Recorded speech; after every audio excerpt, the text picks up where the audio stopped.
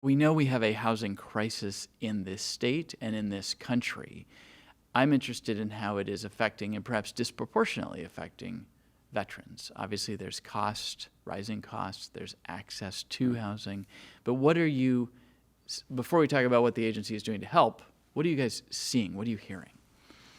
I think what I can share is what I'm hearing on both sides. So I have conversations with active duty DOD service members right now, and also the work that we're doing with our military spouse liaison program that we have. So Olivia Burley, who is our program manager, is doing an outstanding job communicating with military spouses and veterans and talking about very similar things. So the things that active duty service members are concerned with are very similar to what transitioning service members are concerned with. So you're talking about employment, housing, childcare, the high cost, and then the transfer from going from a military community to the civilian community where you're losing some of that friendships and connectivity. So very similar in both active duty and when they transition out.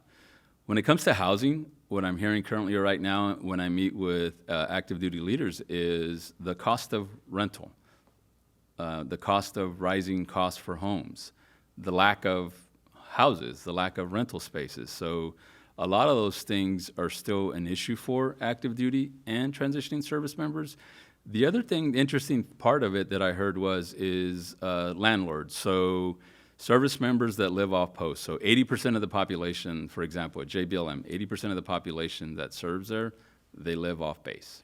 So they're looking for local housing. They get a housing allowance.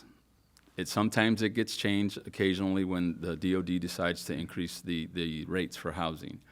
But as soon as that happens, the landlords raise their rates above the allowed cost. So I won't say most, but what I hear is service members aren't getting enough to cover the costs just for rental income, whether it's a house, an apartment, and they're struggling with this very similar thing. So you're starting to see sometimes they need to figure that out. How do they go about doing that? I know that JBLM leadership is looking at building additional residents on base to be able to make a difference, to have more housing there.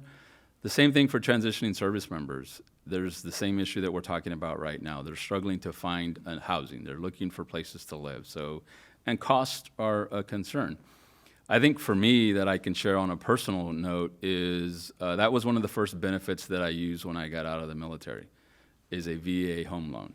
So that is one of the basic tenets that for me, that when I found out about that, it's something that I would encourage our veterans to take advantage of, to be able to, if you can, to apply for a VA home loan to help you purchase a home. So what about programs to either help prevent people from falling into homelessness or to help those who have become unhoused transition back?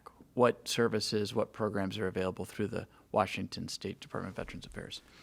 We currently have a transitional housing program.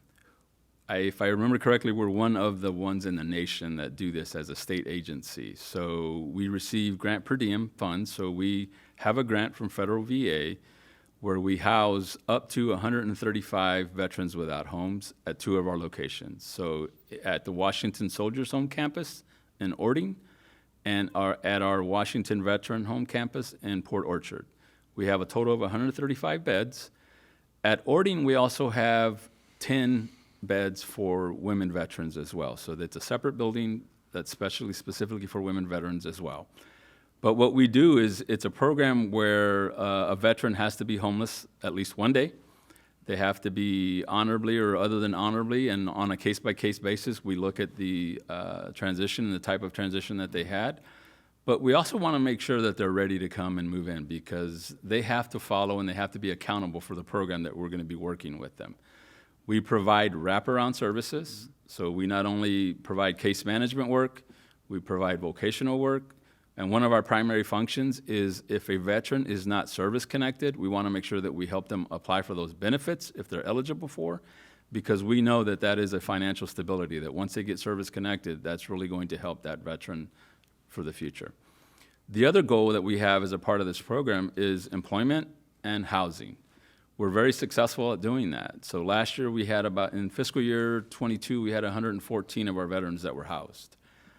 We also, a couple years ago, working with Coyote Village, a nonprofit here in Olympia, we leased 5 acres of land at the Washington Soldiers Home.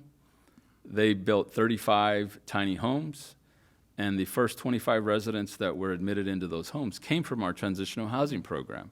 So those 35 homes that are on campus are intended for veterans. So that's another program that we work with our allies to ensure that we're providing housing, that we can continue providing that level of service and care, so that we can continue to help our veterans. You can check out the rest of the show by clicking on the link below or by watching Inside Olympia Thursday evenings at 7 and 10.